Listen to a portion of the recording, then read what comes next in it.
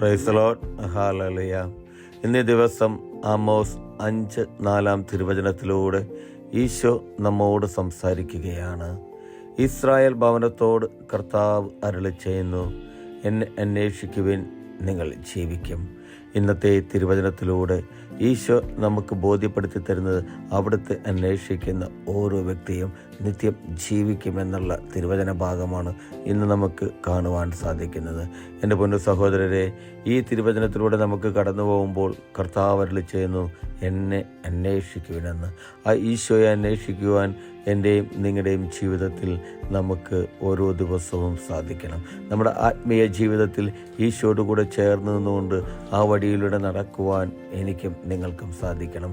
നസ്രായനായ യേശു ക്രിസ്തുവിനെ അന്വേഷിക്കുവാൻ, ആ ഈശോ നടന്ന പാതയിലൂടെ നടക്കുവാനായിട്ട് നമുക്ക് ഓരോരുത്തർക്കും സാധിക്കണം.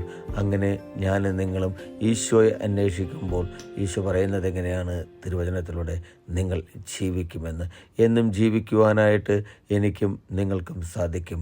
എപ്പോൾ ഈശോയെ ഞാനും നിങ്ങളും അന്വേഷിക്കുമ്പോൾ, ആ ഈശോയോട് കൂടെ ആയിരിക്കുമ്പോൾ നിത്യം ജീവിക്കുവാനായിട്ട്, ആത്മീയമായിട്ട് ജീവിക്കുവാനായിട്ട് നമുക്ക് ഓരോരുത്തർക്കും സാധിക്കും.